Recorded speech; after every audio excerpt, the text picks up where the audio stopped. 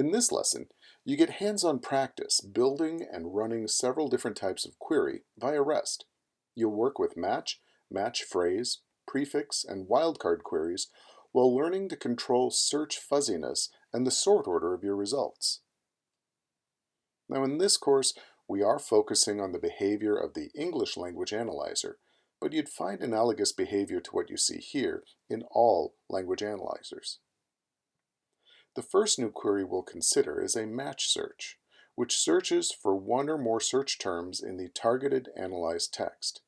Now, because of text analysis, a search for colorful with British spelling would return any term that has COLOR as its stem. The second new query is a match phrase search, which also searches for one or more terms, but in context together as a single phrase. Text analysis still applies though, so a search phrase of colorful location would be stemmed during text analysis and matched to similar phrases using the same stems. Now both match and match phrase queries are run via REST API. In the REST API, queries are configured in the query field of the JSON payload to be posted to the query endpoint. The query type is specified by the field name you give to the search terms, such as match shown here. A match phrase query would be prefixed with that query type as shown. Specifying a particular field name for the query, such as description as shown, is the equivalent of field scoping a search term using a prefix as we saw earlier in the UI. Indexed fields with a name included in the _all field in the index will be automatically searched, but indexed fields that are not included in the _all field will not and must have their field name specified here to scope this query to that field, again just like the prefixing that we saw earlier.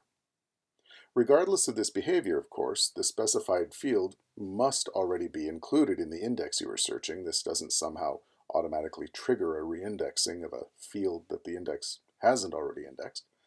But the result of that is that searching a non-indexed field will yield 0 hits.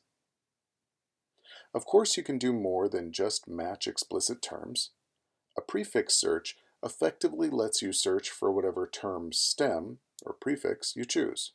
So a search for COLO would be treated as though it ends in a wildcard, returning indexed terms beginning with that prefix.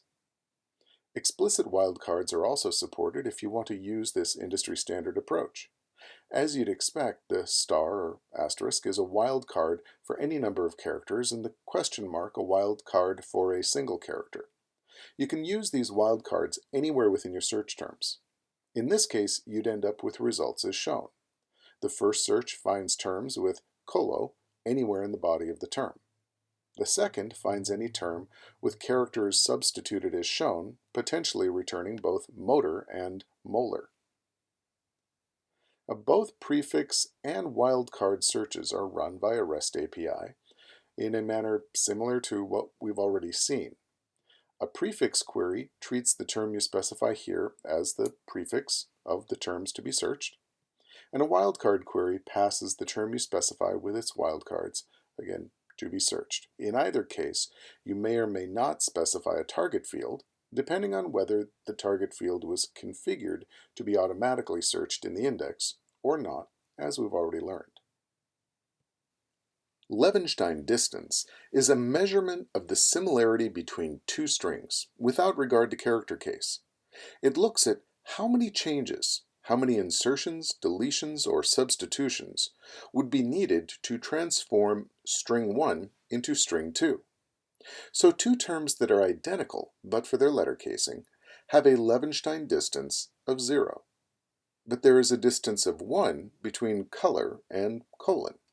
One substitution is required, changing the R to an N. And there is a distance of 2 between cherry and chewy. You must substitute the first R for a W, then delete the second R. This difference or distance factor between strings is often referred to as fuzziness. Now, fuzziness is treated as a modifier to other queries, generally match queries. the value defaults to 0, requiring the exact matches we've already seen for this type of query. But I could add a fuzziness of 3 to a search for the term cherry and get back any occurrences of cherry, distance of 0, as well as berry, which is 2 transformations different, changing the C to a B and then dropping the H, or cherries, which is 3 changes, changing the Y to an I and adding an E and then an S. But I wouldn't get back checker because that would be 1 transformation too far. We've seen how results by default are sequenced by their score, but you can also modify queries to adjust the sort order of their results. To do so, you specify an array of indexed field names. Results will be sorted by the values in the first field, then by the second field within the first, and so on. If you want to include score as a sorting factor, you refer to it in this array as shown, --score. Now that you've got the basic layout of running queries via REST, let's quickly cover a few more. You can search using regular expressions, targeting a specific indexed field, or not, as we've discussed. You can search specific fields for Boolean values also, though you'll need to have configured that field as Boolean in the index. And you can also search for one or more specific documents by their document ID. So what have we learned here? Well, a match query compares analyzed search terms to analyzed terms in the index. A match phrase query does nearly the same, but searches for the analyzed terms in sequence as a phrase. A prefix query searches for the search term as a literal prefix to any index term. A wildcard search lets you search for explicit variations by 1 or many characters. Fuzziness is an attribute you can add to a query to allow for degrees of difference between the searched and indexed terms, possibly to allow for misspelling. You can modify result sorting by specifying 1 or more indexed fields by which to sort. You can still include the term scores if you choose. And we saw that regular expressions, Booleans, and document ID searches are also supported. In this lab, you'll get hands-on practice configuring and running these search types, including playing with fuzziness and sort sequence.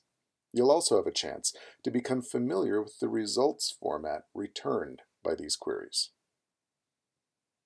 When you're done with the lab, come on back. We're going to look a bit more at indexing by data type.